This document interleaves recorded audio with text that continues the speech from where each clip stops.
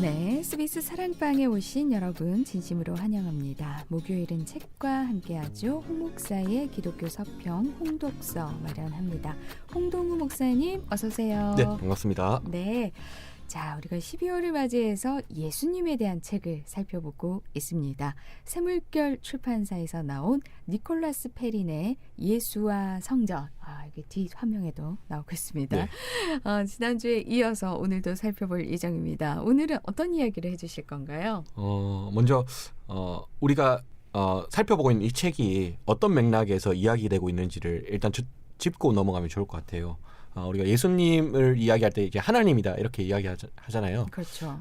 맞는 말입니다. 근데 이제 공부 잘하는 친구들 보면 수학 공식을 암기만 하는 것을 넘어서 이제 원리를 이해하려고 하잖아요. 네네. 그처럼 우리도 예수님을 좀 잘 알려고 하면 단순히 하나님이다 이렇게 이야기하기 전에 당시 사람들이라면 예수님이라는 한 인간을 보고 어떻게 생각했을까 이런 고민을 해보는 게 중요할 겁니다. 네. 그래서 이런 연구에는 크게 두 종류가 있다고 지난주에 말씀드렸어요. 그래서 예수께서 남기신 말씀에 대해서 좀 고민을 해볼 수도 있고요.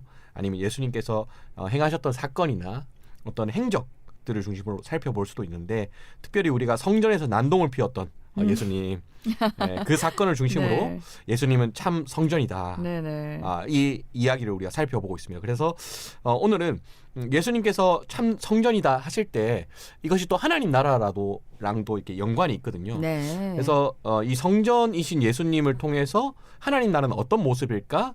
이 이야기를 좀 다뤄볼까 합니다. 네. 자, 그럼 다시 한번 정리를 하자면 1세기 당시의 유대인들이라면 예수님을 사실 실제로 이제 봤잖아요. 네네네. 그러니까 저분은 왜 저렇게 성전을 비판하는 거야? 그죠. 예, 그 정도의 성전을 비판하는 랍비 정도로 네네네. 아마 인식을 했다는 얘기겠죠? 네. 그리고 뭐 세례 요한 같은 사람들 역시 네네. 뭔가 보면 조금 다르잖아요. 그쵸, 예. 비슷한 부류라고 아마 생각했을 네. 겁니다. 예수님이나 네네. 세례 요한이나. 네. 그 당시에 성전이 제대로 기능하지 못했어요. 제사장이나 지도층도 제대로 역할을 못했거든요. 근데 그거를 어떻게 알 수 있었냐 하면 가난한 사람들이 계속 늘어나고 있는 거예요. 네. 우리는 이제 가난한 사람들이 늘어나면 정부에 욕을 하지만 그때 당시에는 성전과 제사장에 대해서 제대로 역할을 하고 있는 거냐, 하나님의 뜻을 받들고 있는 거냐 이렇게 사람들이 물었습니다. 네네. 그때 예수님께서 말씀하신 거예요. 성전 헐어라. 이 이야기는 이제 성전 필요 없다는 겁니다. 하나님의 뜻을 대행하지 못하는 성전 필요 없다는 거고요. 제사장도 제사장 역할 그만두라는 겁니다. 그런데 예수님께서 흥미로운 말씀을 하세요. 성전 헐어라. 여기서 끝나는 게 아니라 헐면 내가 사흘 만에 세우겠다. 네. 우리가 이제 이걸 보고 예수님이 부활하시는 이야기구나 네네네. 이렇게 생각을 해요. 그런데 부활하신다는 이야기를 우리가 아니까 네. 스포일러를 아니까 우리가 그렇게 생각하는 건데 그때 당시 사람들은 어떻게 받아들였을까 상상해 보는 거예요. 이 말은 예수님과 제자들이 성전의 역할을 감당하겠다. 네. 제사장이 해야 할 역할을 우리가 감당하겠다. 그러니까 성전 필요 없다. 우리가 성전할게 라는 맥락으로 아마 받아들였을 거예요. 그래서 이 성전을 헐라 내가 사흘 동안에 일으키리라 굉장히 도발적인 말씀을 하셨음에도 이때 당시에 1세기 유대 사회 가운데는 점점 가난한 사람들이 많아지고 힘들어지는 사람들이 많아지는 현실, 그러니까 빈부격차가 극심해지는 문제가 많았기 때문에 하나님께서는 성전에다가 책임을 물으셨다라는 네네. 거죠. 또한 하나님께서는 직접 인간으로 오셔서 교회라는 참된 성전을 통해서 가난한 사람들을 직접 도우기 시작했다. 뭐 이렇게 좀 보면 되는 걸까요? 네. 유대인들에게 성전은 세상의 축소판이었어요. 네. 그래서 성전의 그림이 이제 저렇게 나와 있잖아요. 뒤에 보면. 네네. 근데 유대인들이 세상을 상상할 때도 저 비슷하게 세상을 상상했어요. 그때는 이제 지구가 둥글다 이런 인식이 없었으니까. 더 나아가 이 제사장은 누구냐면 인간의 대리인이라고 생각을 했습니다. 그래서 이스라엘 보고 제사장 나라라고 하고 우리가 제사장이다 이렇게 얘기하잖아요. 네. 그런 이제 이야기들이 계속 이어져 내려오는 겁니다. 그런데 세상이 엉망인 거예요. 세상의 엉망이라는 말은 성전이 엉망이라는 말이고요. 그리고 제사장들이 성전 재물을 이제 사익으로 챙기고 있는데 가난한 사람이 늘어난다. 즉 제사장도 인간들도 전부 다 엉망이다라는 인식이 있었습니다. 그래서 예수님께서 우리가 성전이다. 우리가 참된 제사장이다. 이렇게 하면서 어떤 일을 하시냐면 우리가 예수님을 만난 사람 중에 그런 사람이 있습니다. 나 율법 다 지켰습니다. 영생 어떻게 했습니까? 네네네. 그러니까 예수님께서 그래 잘했다 이렇게 하시는 게 뭐라고 말하느냐 하면 야, 네 재산 다 팔아서 가난한 사람 도와라 이렇게 얘기하잖아요. 우리가 그거 보고 그럼 천국 가려면 우리가 재산 다 팔아야 됩니까? 우리가 이렇게 이해할 수도 있겠지만 예. 요거를 그때 당시에 성전이라는 개념에서 보면 가난한 사람들이 저렇게 많은데 네 혼자 율법 지켜서 무슨 상관이냐. 가난한 사람을 도와라. 이런 메시지를 우리가 읽을 수 있거든요. 네. 실제로 누가복음에는 이런 부자의 이야기를 이제 이야기한 후에 누구 이야기하냐면 삭개오 이야기합니다. 네. 삭개오가 세리고 신이 나쁜 놈이긴 맞는데 예수님과 식사한 후에 내 재산 절반 팔아서 그렇죠. 가난한 사람 도와주십시오. 네네네. 그리고 사도행전에서부터 보면 성령 받은 이 유대인들, 이 하나님의 예수 그리스도의 제자들이 무슨 일을 하냐면 재산 팔아서 공동 소유를 합니다. 그렇죠. 그러니까 그 정도로 가난한 사람을 돕는다는 것이 참 성전으로서 해야 할 역할이라고 생각했고 예수님과 제자들이 그런 일을 했다는 겁니다. 가난한 사람 돕는 운동. 이게 일종의 새성전 운동이라고 할 수 있어요. 근데 제가 보면 성전이 세상의 축소판이라고 했잖아요. 네. 그럼 새성전 운동은 결국 새나라 운동, 새세상 운동, 네. 그리고 하나님 나라 운동 우리가 이렇게 볼 수 있겠습니다. 그래서 앞서서 성전이 하나님 나라로 연결이 된다라고 네네네. 얘기를 하셨는데 그 이야기가 지금 여기서 풀어지는 것 같습니다.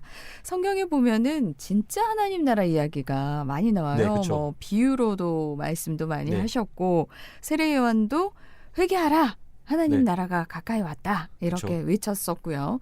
예수님도 역시 하나님 나라가 이미 왔다라고 네네. 말을 하셨고 그렇다면 예수님께서 선포하신 새로운 나라, 하나님 나라는 결국 가난한 사람이 대접받는 나라 뭐 이렇게 볼 수 있는 건가요?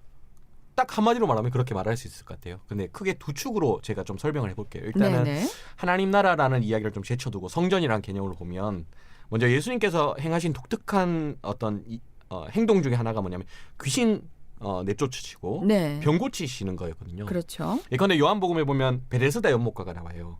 성전 옆에 있는 연못가에 가면 성전에서 나오는 어떤 신성한 기운 때문에 우리의 병이 고쳐진다 이런 믿음이 있었거든요. 근데 예수님께서 거기 가셔서 그냥 사람 일으켜서 그냥 고쳐버리잖아요. 네. 그게 뭐냐면 예루살렘 성전은 성전 역할을 못하고 있는데 내가 참 성전이다 네. 이런 거거든요. 네. 그러니까 어떤 귀신을 쫓아내거나 병을 고치는 그런 것들도 성전의 개념에서 볼 수 있습니다. 원래 성전이 해야 되는 역할을 내가 한다. 네. 그럼 누가 성전이냐? 내가 성전이지. 이런 메시지인 거죠. 예. 또 한편으로는 예수님께서 공동 식사를 즐겨 하세요. 그렇죠. 근데 누구랑 식사를 하냐면 창녀를 부르고요. 예. 세리를 부르고 그리고 문둥병자나 어떤 귀신 들렸던 사람 그냥 불러서 같이 식사를 하세요. 아까 말했던 삭개오도 그렇고요. 단순히 예수님께서 참 먹는 거 좋아하신다 이렇게 볼 수도 있겠지만 하나님을 한 아버지로 고백하고 형제 자매끼리 한 가족 공동체로서 식사를 하는 거잖아요. 사실 이것도 성전이 해야 할 역할입니다. 그러니까 이스라엘 백성 가운데 어떤 사회적 빈부격차가 있지만 다 상관없이 우리는 하나님 앞에 형제 자매다 고백해야 하는 곳이 성전이어야 했거든요. 예수님께서 내가 성전이다. 내 주변에 뭐 세리나 창녀 다 와라. 같이 밥 먹자. 이렇게 하신 거거든요. 네. 그러니까 축기, 뭐 병치유, 그리고 공동식사 이게 성전 운동이라고 할 수 있는데 이것이 어떻게 보면 이 두 가지의 표징, 사건을 통해서 우리가 하나님 나라가 이런 나라이지 않을까 상상해 볼 수 있을 것 같아요. 조금씩 하나님 나라에 대해서 좀 막연하게 생각하는 경우가 많은데 네. 이 책을 통해서 조금 더 집중적으로 구체화될 수가 있는 것 같습니다. 귀신을 쫓아내고 병을 고치시고 그러니까 성전이 했던 역할을 예수님께서 그냥 직접 행하셨다는 네네네. 말씀이시잖아요. 거기다가 어떻게 보면 조금 꺼려했던 그런 소외된 사람들과 함께 어울려서 식사를 하시는 장면, 그것을 보면서 하나님 나라다. 이걸 이제 몸소 보여주신 것인데 네네. 조금 더 설명을 해주시면 어떨까요? 구약에 보면 희년이라는 개념이 있어요. 네. 이게 뭐냐면 하나님께서 특정한 때 50년에 한 번 하나님께서 성전에 좌정하시고 성전이 완전히 깨끗하게 정화되고 그러면 성전이 새롭게 된 어떤 그런 날을 기념으로 우리가 토지를 재분배하자. 네. 이런 어떤 그 희념이거든요. 희년을 통해서 토지가 재분배되면 가난한 사람도 없어지고요. 빈부격차도 사라집니다. 다들 땅을 소유하게 되는 거니까요. 근데 생각해보면 법적으로 불가능합니다. 왜냐하면 50년 전에 우리 이제 할아버지가 받은 땅을 네. 내 형제들이 많으면 땅을 다 갈라야 되는 거예요. 네. 근데 내가 이제 독자면 그 땅을 내가 다 먹는 거잖아요. 네. 그러니까 50년에 한 번씩 땅을 분배하면 정말 자산이 재분배될 것 같지만 사실은 재분배가 안 돼요. 그러니까 법적으로는 불가능한 개념이죠. 그래서 이스라엘 백성들이 희년법이 있었지만 지킨 흔적이 없습니다. 근데 의미는 뭐냐면 네. 자산 재분배하라는 거죠. 네, 가난한 네. 사람 없게 하라는 겁니다. 예수님께서 귀신을 쫓아내시고 치유하신 거는 간단하게 보면 비정상적인 사람을 정상적인 사람으로 돌린 거거든요. 네. 공동 식사도 보면 비정상이라서 배제되었던 사람들을 이제 너희 정상이다 이렇게 이야기를 하고 이제 형제 자매 자격이 된다 네. 받아주신 거거든요. 네, 네. 이것도 어떻게 보면 희년의 개념인 겁니다. 그러니까 토지가 재분배되지도 않았고 빈부격차가 해결되지도 않았지만 우리가 동등한 존재로서 대우를 받고 네. 서로 재산을 나눠 써보자. 즉 희년을 법적으로 구현한 건 아니지만 희년의 정신을 구현한 거죠.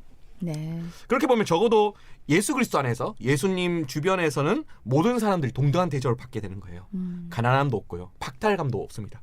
성별, 뭐 인종, 소유, 계층 구분 아무것도 없이 다들 모여서 식사하고 하나님 한 아버지로 모시는 것. 이게 어떻게 보면 하나님 나라의 어떤 그림이다. 우리가 이렇게 네. 볼 수 있을 것 같아요. 네.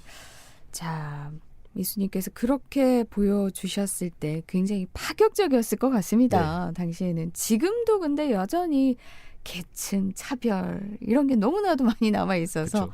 하나님 나라가 참 먼 것 같이 느껴지기도 하는데 희년을 그 문자 그대로 지켰다는 게 아니었군요. 네네. 그냥 희년의 정신을 네네. 해서 모두가 다 같은 존귀한 존재다, 동등한 존재다. 네. 네. 이러한 정신을 너희들이 실천을 해라. 그렇게 해서 희년의 정신이 생긴 것인데 그러면 오늘 한번 좀 정리를 해볼까요? 1세기 당시의 사람들이 보기에 예수님께서 펼치셨던 운동은 일종의 새성전 운동이다. 네. 예, 어떻게 보면 새 나라 운동이다라고 할 수가 있겠죠. 사람을 사로잡고 있는 악한 힘을 쫓아내시고 여러모로 정상이 아니었던 사람에게 정상적인 삶을 선물해 주시고 성별과 계층 또 신분을 가리지 않고 하나님을 한 아버지로 모시는 그래서 우리가 형제님, 자매님 네, 그렇죠. 그렇게 하는 것이 그런 가족 공동체처럼 우리가 사람들을 대하고 살아라. 이것이 바로 새나라 운동이다라고 볼 수가 있는데 결국 우리가 꿈꾸게 되는 세상 끝날 보게 될 하나님 나라 또한 그런 모습이 아닐까. 그렇죠. 예, 그런 상상도 하게 됩니다. 정말 사람들을 힘겹게 하는 이 악한 그런 것이 없는 나라, 모든 비정상과 장애가 극복되는 나라, 성별과 계층 또 신분을 가리지 않고 모두 대접받을 수 있는 나라. 그러면 사실 여기가 천국이죠. 네, 그죠? 예. 상상해 보니까 정말 가슴이 벅차면서 오면 좋겠는데 이게 가능할까 뭐 이런 생각도 들고 좀 그렇죠. 양가적인 생각이 듭니다. 네네. 제가 이 책을 보면서 한 식당이 생각났어요. 용호동 보리굴비 집인데요. 거기에 이제 한 3, 4년 전에 제가 갔었는데 물가가 많이 뛰어서 가격을 올려야 한대요. 근데 거기서 이제 현수막으로 어떤 이야기를 했냐면 가격을 올려야 되는데 가격을 내렸습니다. 그리고 반찬을 좀 뺐습니다. 그러니까 부담 갖지 말고 식사하고 가세요. 예. 이런 이제 현수막이 적혀 있는 걸 보고 참 기발하다 생각을 했습니다. 제가 요즘 주변에 목사님이나 전도사님들이랑 얘기해 보면 다들 교회가 어렵대요. 네. 왜 어렵냐면 교회의 연령층 점점 높아지고 그리고 헌금 내던 사람들이 이제 은퇴하기 시작해요. 그리고 젊은 사람들 올라오지 않고 젊은 사람들도 헌금을 잘 하지 않거든요. 교회 재정은 점점 줄어들고 교회의 숫자도 점점 줄어들고 해야 하는 사역은 많고 이렇게 되는 거예요. 제가 보리굴비집 생각을 했습니다. 우리가 이렇게 어려울 때 어떻게든 막 헌금을 거두려고 이렇게 하지 말고 파격적으로 좀 생각을 해보자. 네네. 예컨대 우리가 성가대나 교회 학교가 매년 이제 연말쯤 되면 누가 더 돈을 많이 가져갈지 이렇게 네. 씨름을 하거든요. 네네. 근데 사실 보면 성가대나 교회 학교에서는 돈을 좀 쉽게 씁니다. 사실 뭐 먹고 싶은 거 있으면 쉽게 쓰거든요. 근데 가난한 사람들이 교회에 찾아갔을 때 그 사람들이 돈 받기가 굉장히 어려워요. 그러니까 그만큼 장벽이 좀 있고 어떤 검토를 해야 되고 저 사람이 사기치는 사람이 아닌지 뭐 이런 여러 가지 검증을 거쳐야 되거든요. 근데 교회가 진짜 이 희년 공동체, 새나라 공동체, 하나님 나라 공동체라면 가난한 사람 돌볼 수 있게끔 아예 교회의 재정 구조를 좀 바꿔보는 거예요. 그런 사람들한테 좀 쉽게 내주고 우리끼리 먹을 때 굉장히 깐깐하게 너희 5,000원짜리 먹을 수 있는데 6,000원짜리 먹는 거 아니냐 이런 식으로. 그래서 제가 이 책을 읽으면서 교회가 어렵다 하는데 뭐 재정을 이렇게 쓰니 저렇게 쓰니 뭐 이런 고민하지 말고 교회가 원래 이 하나님 나라의 정신을 좀 돌아가면 되지 않을까. 그러면 오히려 교회에게 희망이 있지 않을까. 좀 그런 생각을 하면서 제가 이 책을 읽었습니다. 아, 그렇군요. 감동입니다. 네. 이 책을 2주간 걸쳐서 소개를 해 주셨습니다. 오늘날 우리에게 어떤 의미가 있을까요? 방금 말씀해 주신 그 내용이겠죠? 네. 네. 네. 마지막으로 다음 주에는 어떤 책을 만나면 좋을까요? 역시 예수님에 대한 책인가요? 네, 우리가 예수님의 행적에 대해서 다룬 이 예수와 성전의 책을 살펴봤는데 다음 2주는 예수님의 말에 대해서 예수님의 말씀에 대해서 좀 살펴보면 좋을 것 같아요. 그래서 네네. 예수님께서 남기신 비유라든지 말씀 가운데 참 기발한 것들이 많거든요. 그래서 네. 제가 2권의 책을 골라서 예수님의 말씀에 대해서 예수님께서 남기신 비유에 대해서 한 주씩 소개할까 합니다. 아, 그렇군요. 기대해 보겠습니다. 또 따뜻하고 의미 있는 우리가 12월을 책과 함께 보낼 수 있으면 더 좋겠네요. 지금까지 홍독서 홍동우 목사님이었습니다. 귀한 말씀 고맙습니다. 네, 감사합니다.